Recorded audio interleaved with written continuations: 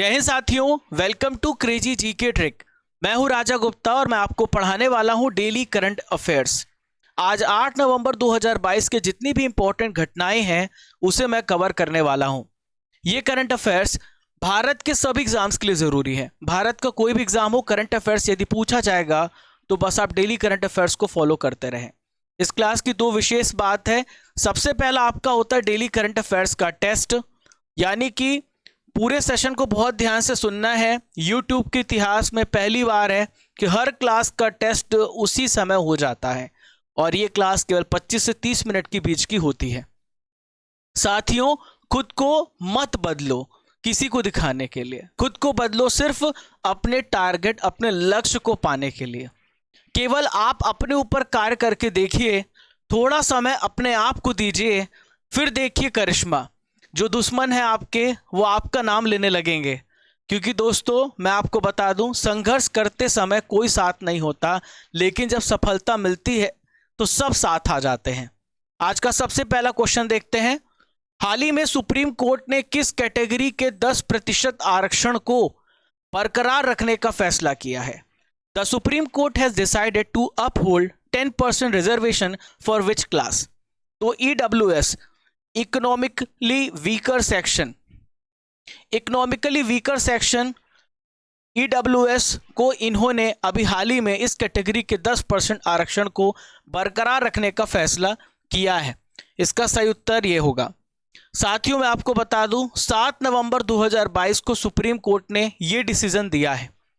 यदि आपसे पूछा जाए केंद्र सरकार ने कब कॉन्स्टिट्यूशन में अमेंडमेंट किया, 2019 में किया, और सामान्य वर्ग के आर्थिक रूप से कमजोर लोगों के लिए 10% आरक्षण का प्रोविजन डाला। सितंबर 2022 में EWS को लेकर सुप्रीम कोर्ट में सुनवाई शुरू हो गई और 27 सितंबर को इस फैसले को सुरक्षित रख लिया था सुप्रीम कोर्ट ने, और 7 नवंबर को इस फैसले को सुना दिया है। देखिए, इस मामले को सुनने के लिए 5 जजों की बेंच बनाई गई थी, तो फैसले के पक्ष में 3 जजों ने अपना समर्थन दिया है और 2 विपक्ष में थे। जस्टिस बेला त्रिवेदी, जस्टिस दिनेश महेश्वरी और जस्टिस पारदीवाला ये पक्ष में थे, फेवर में थे। वो जज जो अगेंस्ट में थे वो थे UU ललित और जस्टिस रविंद्र भट्ट। 103 अमेंडमेंट किया गया आर्थिक आरक्षण के आधार पर आरक्षण देने के लिए। आर्थिक यानी जो इकोनॉमिकल वीकर सेक्शन है उनको दिया गया आरक्षण किस संविधान संशोधन के तहत? तो यह है 103 संविधान संशोधन। 8 जनवरी 2019 को लोकसभा में इस बिल को पास किया गया, 10 जनवरी 2019 को राज्यसभा में पास किया गया, 31 जनवरी 2019 को केंद्र सरकार के द्वारा नोटिफाई किया गया। 2019 में 103 संविधान संशोधन के माध्यम से भारतीय संविधान के आर्टिकल 15 और आर्टिकल 16 में अमेंडमेंट किया गया। आर्टिकल 15 क्या कहता है? धर्म, जाति, लिंग या रंग के आधार पर हम किसी के साथ भेदभाव नहीं करेंगे। आर्टिकल 16 कहता है हर व्यक्ति को पब्लिक सेक्टर में जो जॉब है उसको इक्वल अपॉर्चुनिटी मिलेगी। तो संशोधन के माध्यम से भारतीय संविधान में आर्टिकल 15(6) और 16(6) को शामिल किया ताकि अनारक्षित वर्ग के आर्थिक रूप से पिछड़े लोगों को आरक्षण का लाभ मिल सके। ये दोनों आर्टिकल इंपॉर्टेंट है, इस प्रोविजन से रिलेटेड है, तो आप याद रखिएगा, पूछा जा सकता है। अब देखिए किसको कितने प्रतिशत आरक्षण है। तो EWS 10% रिजर्वेशन है, OBC कैटेगरी को 27% है, SC कैटेगरी को 15% और ST कैटेगरी को 7.5% आरक्षण है। यदि EWS का सर्टिफिकेट किसी भी व्यक्ति को बनाना है तो क्या क्वालिफिकेशन होनी चाहिए? परिवार की आय एनुअल 8 लाख रुपए से कम होनी चाहिए। जो आवासीय घर है आपका, यदि घर शहर में आता है तो आवासीय घर 1000 वर्ग फीट से कम होना चाहिए। कृषि योग्य भूमि 5 एकड़ से कम होनी चाहिए। अधिसूचित नगर पालिका क्षेत्र है तो 100 गज से कम का प्लॉट होना चाहिए। गैर अधिसूचित नगर पालिका का क्षेत्र है तो 200 गज से कम का प्लॉट होना चाहिए। क्वेश्चन नंबर 2 देखते हैं। हाल ही में 53 नंबर का अंतर्राष्ट्रीय फिल्म महोत्सव का आयोजन कहां होगा?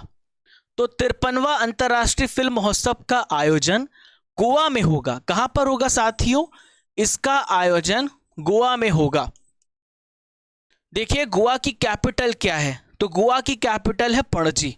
20 से लेकर 28 नवंबर 2022 को 53 नंबर का यहां पर आयोजन किया जाएगा। देखिए इसका मकसद क्या है? जो दुनिया भर के फिल्म प्रोड्यूसर हैं वो अपनी प्रतिभा का प्रदर्शन करेंगे और ये एक प्लेटफॉर्म, ये एक मंच प्रदान करता है। इसका आयोजन दो लोग मिलकर के करते हैं। पहला है सूचना और प्रसारण मंत्रालय और दूसरा है गोवा राज्य सरकार के द्वारा। दोनों के माध्यम से इसका आयोजन किया जाएगा। देखिए international film festival of India की स्थापना 24 जनवरी 1952 को हुई है। इसमें बहुत सारे अवार्ड्स दिए जाते हैं। Best film, silver peacock, golden peacock, ये सारे अवार्ड दिए जाते हैं। दुनिया की पहली वैदिक घड़ी कहां पर लगाई जाएगी? Question number 3। अच्छा क्वेश्चन है। तो ये कहां पर लगाई जाएगी? उज्जैन में लगाई जाएगी।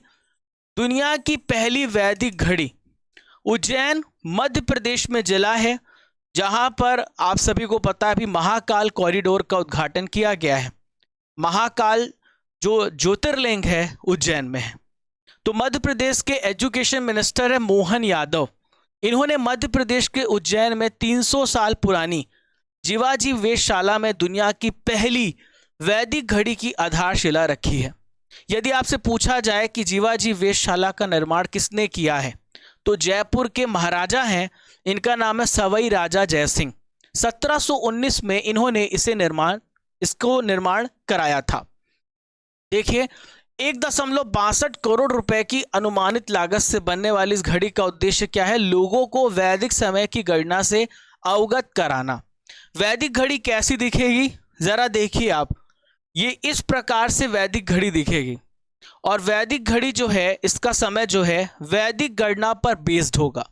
24 घंटे के अलावा यहाँ पर आपको मुहूर्त में बांटा गया है, यानी यहाँ पर घड़ी जो है दिन के 24 घंटे को मुहूर्त में बांटा गया है।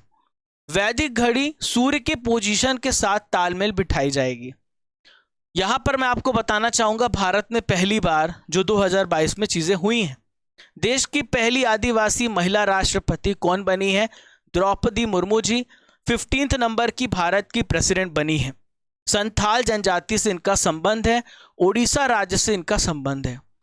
स्वयं की इंटरनेट सेवा वाला देश का पहला राज्य कौन सा है? तो ये केरल है। पर्यटन मंत्रालय के द्वारा डिजिटल पर्यटन में किस राज्य को पहला स्थान दिया गया? राजस्थान को। देश की पहली आर्टिफिशियल इंटेलिजेंस आधारित डिजिटल लोक अदालत कहां पर शुरू हुई है? राजस्थान में। क्वेश्चन नंबर 4, COP27 का आयोजन किस देश में हाल ही में शुरू हुआ है? देखिए COP27 का सम्मेलन इजिप्ट में होना था, मिस्र में होना था, अब इसकी शुरुआत हो गई है। COP26 कहां पर हुआ है? ग्लासगो स्कॉटलैंड में हुआ है। कहां पर हुआ है? ग्लासगो स्कॉटलैंड में हुआ है। तो 6 नवंबर से 18 नवंबर तक इसका आयोजन चलेगा। मिस्र में कहां पर चलेगा? शर्म अल शेख में चलेगा। भारतीय प्रतिनिधि मंडल का जो नेतृत्व है कौन कर रहे हैं? भारत के सेंट्रल एनवायरनमेंट मिनिस्टर कर रहे हैं। इनका नाम है भूपेंद्र यादव जी। क्या नाम है? भूपेंद्र यादव जी। सम्मेलन का एजेंडा क्या है दोस्तों? तो जो क्लाइमेट चेंज हो रहा है उससे निपटने के लिए इंपॉर्टेंट स्टेप्स लेना। COP27 का सब्जेक्ट याद रखना, ये पूछा जा सकता है। Delivering for people and planet, लोगों और ग्रह के लिए उद्धार, इंपॉर्टेंट है, विषय याद रखना। साथियों यहाँ पे सम्मेलन की बात की है तो 2022 में जितने महत्वपूर्ण शिखर सम्मेलन हुए आइए डिस्कस करते हैं। G20 शिखर सम्मेलन इंडोनेशिया में, इसका आयोजन अभी हो रहा है, अगले वर्ष भारत में होगा। इसको शिखर सम्मेलन उज्बेकिस्तान में हुआ है। ब्रिक्स शिखर सम्मेलन चीन में हुआ है। बिम्स्टेक सम्मेलन श्रीलंका में। G7 शिखर सम्मेलन जर्मनी में। COP26 2021 स्कॉटलैंड यूके में। नाटो शिखर सम्मेलन स्पेन में आयोजित किया गया। महत्वपूर्ण सम्मेलन है, स्क्रीनशॉट ले सकते हैं। मेरे साथ जो भी मैं बोलता रहूं नोट्स बनाते चलिए अपने नोटबुक में।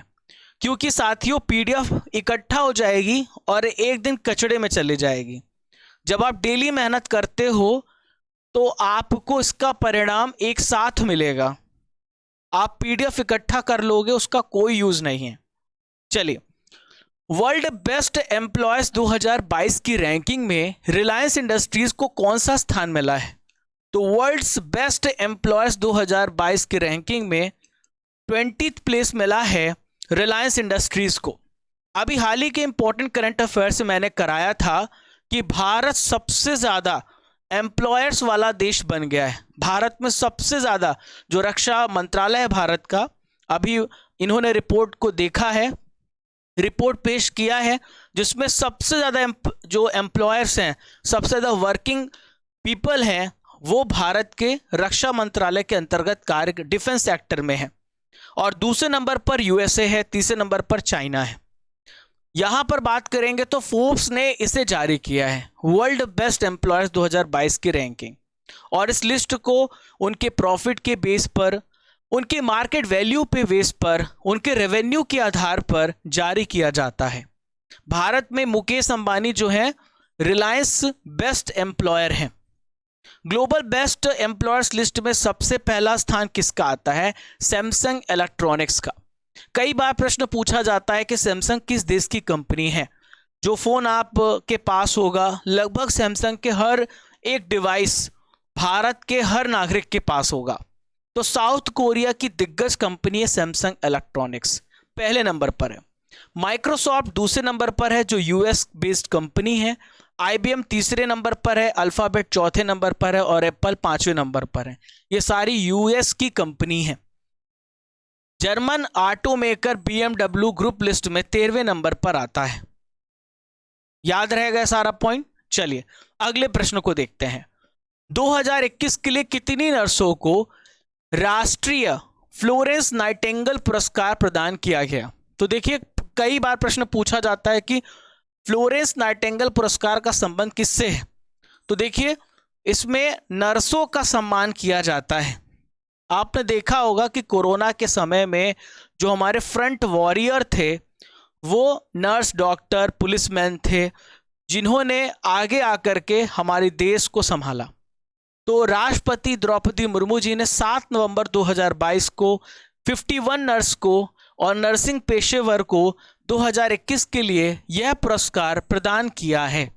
इसके बारे में डिटेल चर्चा करेंगे। तो ये जो पुरस्कार है नर्सों और नर्सिंग स्टाफ को दिया जाता है, उनके बेस्ट वर्क के लिए दिया जाता है। इस पुरस्कार की शुरुआत कब हुई है? 1973 में हुई है, केंद्रीय स्वास्थ्य और परिवार कल्याण मंत्रालय के द्वारा।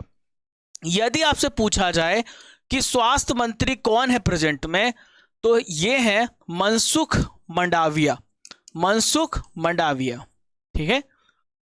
ये क्या है? भारत के प्रेजेंट में हेल्थ मिनिस्टर है। अब यहां पर बात करेंगे, चर्चा करेंगे फ्लोरेंस नाइटिंगेल के बारे में। तो फ्लोरेंस नाइटिंगेल कौन है? ये है फ्लोरेंस नाइटिंगेल। इन्होंने अपनी सेवा भाव से बहुत सारे लोगों के जीवन में बदलाव लाया है। तो फ्लोरेंस नाइटिंगेल को आधुनिक नर्सिंग आंदोलन का जन्मदाता माना जाता है। 12 मई 1820 को फ्लोरेंस, इटली में यहां पर इनका जन्म हुआ। 12 मई को इंटरनेशनल नर्सिंग डे मनाया जाता है। ध्यान रखिएगा, मैंने आपको करंट अफेयर्स में पढ़ाया था। साथियों, आधुनिक नर्सिंग की जनक मानी जाती फ्लोरेंस नाइटिंगेल, याद रखिएगा।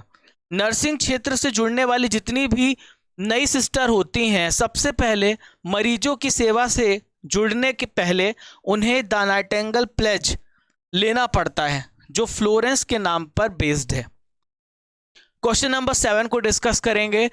अक्टूबर 2022 के लिए किस भारतीय क्रिकेटर को प्लेयर ऑफ द मंथ चुना गया है? तो ये है विराट कोहली।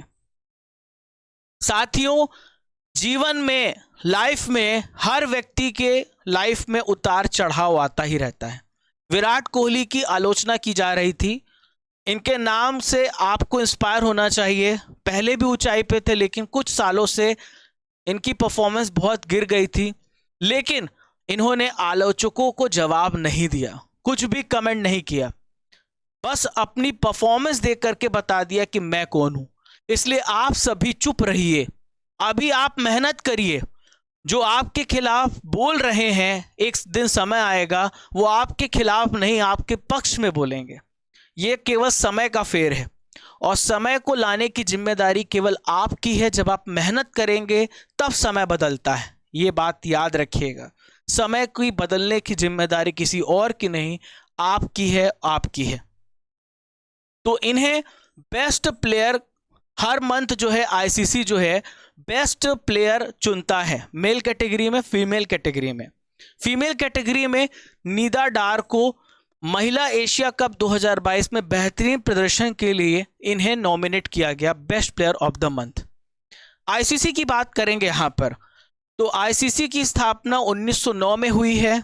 आईसीसी का हेडक्वार्टर दुबई संयुक्त अरब अमीरात में है।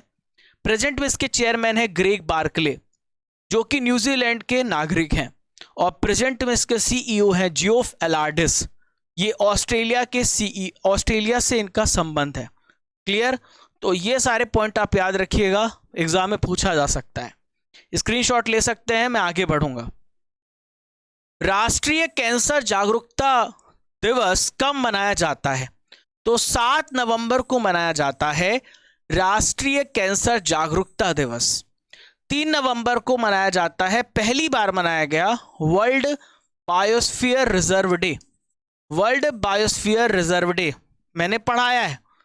10 नवंबर को मनाया जाता है नेशनल ट्रांसपोर्ट डे, राष्ट्रीय परिवहन दिवस। राष्ट्रीय परिवहन दिवस मनाया जाता है। 5 नवंबर को मनाया जाता है, कल मैंने आपको पढ़ाया था, world tsunami awareness day. World tsunami awareness day. तो राष्ट्रीय कैंसर जागरूकता दिवस 7 नवंबर को मनाया जाता है। विश्व कैंसर दिवस 4 फरवरी को मनाया जाता है। वर्ल्ड कैंसर डे 4 फरवरी को मनाया जाता है। तो इसको क्यों मनाया जाता है? कैंसर को रोकने के लिए मनाया जा रहा है, लोगों को जागरूक करने के लिए मनाया जा रहा है। जितनी जल्दी आप कैंसर की पहचान कर लेंगे उतनी जल्दी आप ठीक हो जाएंगे। WHO का जो रिपोर्ट है बताया गया है कैंसर से होने वाली लगभग 70% जो डेथ है वो बिलो जो डेवलप कंट्री नहीं है, मध्यम आय वाले देश हैं, निम्न आय वाले देश हैं, वहाँ पर होती है। और भारत में आप जान करके हैरान हो जाएंगे, लगभग 11 लाख लोगों की मौत कैंसर से हो रही है। कैंसर कैसी बीमारी है? किसी भी पर्टिकुलर एरिया में अनकंट्रोल्ड कोशिकाओं का जो सेल्स हैं, टिश्यूज हैं, अनकंट्रोल ग्रोथ होने लगता है और कैंसर का जन्म होता है। अब सवाल उठता है 7 नवंबर को राष्ट्रीय कैंसर जागरूकता दिवस किसकी याद पर मनाया जाता है? तो नोबेल पुरस्कार विजेता है, वैज्ञानिक हैं, इनका नाम है मैडम क्यूरी। तो इनको याद करते हुए मनाया जाता है। इन्होंने रिसर्च किया था, फिर रिजल्ट निकला कि कैंसर के इलाज के लिए जो परमाणु ऊर्जा है, रेडियोथेरेपी का डेवलपमेंट हुआ। आज रेडियोथेरेपी की मदद से कैंसर को ठीक किया जा रहा है, जिसे कीमोथेरेपी कहा जाता है। तो ये इन्हीं की देन है, इस वजह से इनको याद करते हुए यह दिवस मनाया जाता है। एक कैलेंडर वर्ष में 1000 T20 अंतर्राष्ट्रीय रन बनाने वाले पहले भारतीय बल्लेबाज कौन हैं? बहुत अच्छा परफॉर्मेंस किया है, भारत को सेमीफाइनल में पहुंचाने में अहम योगदान है सूर्य कुमार यादव, जिन्हें आप प्यार से स्काई के नाम से जानते हैं। इनसे भी बहुत कुछ सीख सकते हैं। 32 साल में डेब्यूट किया, यानी कभी भी ऐसा नहीं है कि कभी भी देर होती है। बहुत सारे लोग सोचते हैं देर हो गई, थोड़ा सब्र रखो, रुको ज़रा, धैर्य रखो, सब कुछ बदल जाएगा। अपनी मेहनत पर विश्वास रखो, ऊपर वाला सब देख रहा है। तो भारतीय बल्लेबाज सूर्य कुमार यादव 6 नवंबर को एक कैलेंडर वर्ष में 1000 T20 अंतर्राष्ट्रीय रन बनाने वाले पहले भारतीय खिलाड़ी हैं। साथियों, अभी प्रेजेंट में मैं आपको बता दूं, T20 रैंकिंग में पहले नंबर के बल्लेबाज बने हुए हैं। कौन? केवल 1 साल में पहले नंबर पे पहुंच गए। तो आपकी मेहनत पहले नंबर पे कब पहुंचा दे कोई अंदाजा नहीं, बस मेहनत करते रहो। आज का आखिरी प्रश्न है, राष्ट्रीय स्मारक प्राधिकरण का अध्यक्ष किसे नियुक्त किया गया? Who has been appointed as the chairman of the National Monuments Authority? तो इनका नाम है किशोर के बसा। क्या नाम है? अच्छा क्वेश्चन है। किशोर के बसा जो है नेशनल मॉन्यूमेंट्स अथॉरिटी के क्या बनाए गए हैं? हाल ही में अध्यक्ष बनाए गए हैं, याद रखिएगा, पूछा जा सकता है। जो प्रोफेसर किशोर कुमार बसा हैं, ये अध्यक्ष नियुक्त किए गए हैं। यदि आपसे पूछा जाए कि प्रेजेंट में कहां पर क्या कार्य कर रहे हैं, तो बसा बारीपदा में महाराजा श्रीराम चंद्र भंज देव विश्वविद्यालय के कुलपति हैं और भारतीय राष्ट्रीय परिसंघ और मानव विज्ञानी अकादमी के अध्यक्ष भी हैं। देखिए, अपॉइंटमेंट की बात की है तो अभी हाल ही में जितनी भी अपॉइंटमेंट हुई है उस पर नजर डालते हैं। तो राजेश रंजन आइवरी कोस्ट में अगले भारतीय दूत बनाए गए हैं। जे वाइली सैमसंग इलेक्ट्रॉनिक्स के कार्यकारी अध्यक्ष बनाए गए हैं। यूएन की वायु परिवहन समिति की अध्यक्ष शेफाली जुनेजा बनाई गई हैं। सीसीआई प्रतिस्पर्धा आयोग की कार्यवाहक प्रमुख संगीता वर्मा बनाए गए हैं। हाल ही में रेवेन्यू सेक्रेटरी बनाया गया संजय मल्होत्रा। इसरो के आदित्य मिशन के प्रधान वैज्ञानिक बनाए गए हैं शंकर सुब्रमण्यम। भारतीय व्यापार संवर्धन संगठन के सीएमडी बनाए गए हैं प्रदीप सिंह खरोला। स्क्रीनशॉट ले सकते हैं, आगे बढ़ूं मैं। चलिए, करंट अफेयर्स की रसमलाई जून 2022 के महत्वपूर्ण प्रश्न को यहां पर डिस्कस करेंगे। कल आपका टेस्ट होने वाला है सितंबर महीने का, लिख लीजिए, कल आपका होमवर्क सितंबर महीने का आपका कल टेस्ट है। अक्टूबर महीने का टेस्ट लिया था, कल सितंबर महीने का टेस्ट होगा। ड्रोन स्टार्टअप गरुड़ एरोस्पेस का ब्रांड एम्बेसडर किसे बनाया गया? महेंद्र सिंह धोनी को। भारतीय सेना के द्वारा एक्स कॉन्क्वेस्ट 2022 में भाग लिया, इसको किस देश ने आयोजित किया गया? तो मंगोलिया ने इससे आयोजित किया। स्वास्थ्य मंत्री मंडाविया ने फूड टेस्टिंग लैब का उद्घाटन किस राज्य में किया है? बिहार राज्य में। भारत और किस देश के बीच में संयुक्त प्रशिक्षण अभ्यास संप्रति एक्स शुरू हुआ है? भारत और बांग्लादेश के बीच में होता है संप्रति। ठीक है। संत कबीर अकादमी एवं अनुसंधान केंद्र का उद्घाटन किस राज्य में किया गया? यूपी में। अच्छा क्वेश्चन है। पोलार्ड तुर्ली खानोव जो कि कुश्ती कप है, भारत ने कौन सा स्थान इसमें हासिल किया है? दूसरा स्थान हासिल किया है। T10 सीरीज 10 प्रश्न अभी आपके सामने बारी बारी से आएंगे। 10 में 10 लाना है। डेली अपने आप को चुनौती दो कि मुझे 10 में 10 लाना है, मुझे ध्यान से पढ़ना है। International film festival of India की शुरुआत कब हुई है? तो इसका सही उत्तर 1952। आईसीसी की स्थापना कब हुई है? 1909 में हुई है। इंटरनेशनल नर्सिंग डे कब मनाया जाता है? अभी आपको पढ़ाया मैंने, यह मनाया जाता है 14 मई को। G7 शिखर सम्मेलन किस देश में आयोजित किया गया? G for Germany. नाटो शिखर सम्मेलन कहां पर आयोजित हुआ? कमेंट बॉक्स में उत्तर देना है। स्पेन में। ब्रिक्स शिखर सम्मेलन इस वर्ष कहां पर हुआ है? तो ब्रिक्स शिखर सम्मेलन इस बार चीन पर हुआ है। विश्व कैंसर दिवस कब मनाया जाता है? 4 फरवरी को मनाया जाता है। विश्व बायोस्फीयर रिजर्व डे पहली बार किस दिन मनाया गया? 3 नवंबर को। G20 शिखर सम्मेलन 2023 में किस देश में होगा? तो इसका आयोजन भारत में होगा। चलिए साथियों, 7 नवंबर के करंट अफेयर्स का रिवीजन भी करते हैं। सैयद मुश्ताक अली ट्रॉफी जो कि क्रिकेट से संबंधित है, इसको किसने जीता है? तो इसे मुंबई ने जीता है। 17वें प्रवासी भारतीय दिवस सम्मेलन में मुख्य अतिथि कौन होंगे? तो ये हैं डॉक्टर मोहम्मद इरफान अली। ये गुयाना के प्रेसिडेंट हैं।